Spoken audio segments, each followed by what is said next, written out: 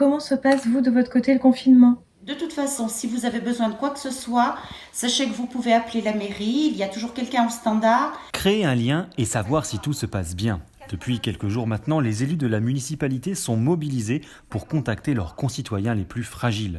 Un coup de téléphone de quelques minutes pour prendre des nouvelles et déceler des personnes isolées ou qui rencontrent des difficultés en cette période de confinement. Il y a environ 1600 personnes âgées de plus de 70 ans.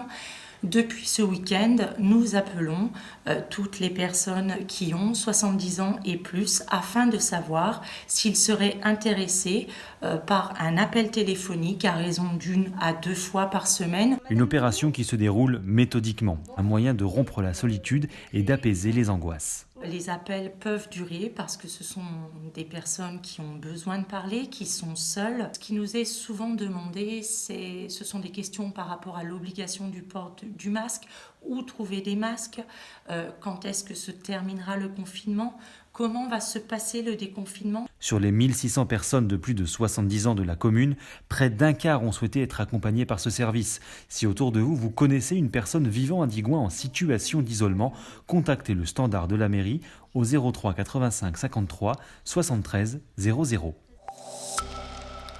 Après 15 jours de fermeture, la société Veolia a accepté de reprendre les activités du centre de tri de Digoin. En conséquence, la collecte des recyclables reprend progressivement. Cette semaine, au jour habituel, vous êtes donc invités à sortir de nouveau vos bacs jaunes.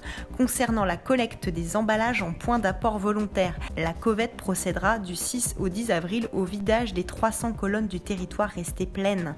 Pour éviter une saturation de ces colonnes, vous êtes invités à déposer vos emballages à partir du samedi 11 avril. Enfin, sachez que la collecte des encombrants, initialement prévue du 20 au 24 avril, est annulée.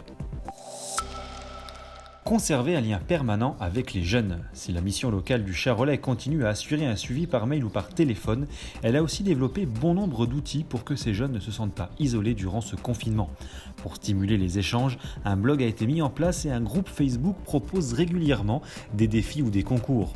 Enfin, pour que la formation continue à être assurée, une plateforme d'éducation à distance sur les thèmes de l'emploi, du développement personnel et des outils numériques est également mise à leur disposition. Aujourd'hui, Manon, Elena et Andrea rendent hommage via leur coloriage à nos super-héros du quotidien.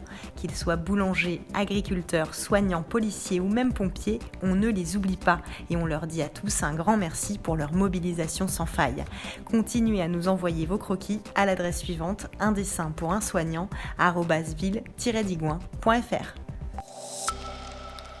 Mes deux grandes sœurs sont pompiers et policiers, alors pour qu'elles ne soient pas contaminées, restez chez vous. Restons chez nous pour sauver des vies. Ce sont par ces messages poignants martelés durant une minute sur les réseaux sociaux que les jeunes sapeurs-pompiers de Digoin ont décidé de se mobiliser pour aider les soignants à vaincre le virus. Un bel exemple à suivre que vous pouvez retrouver sur leur page Facebook. Sauver des vies, restez chez vous. Pompiers, personnel soignant, forces de l'ordre et tous les autres corps de métier qui continuent à exercer. Courage à vous.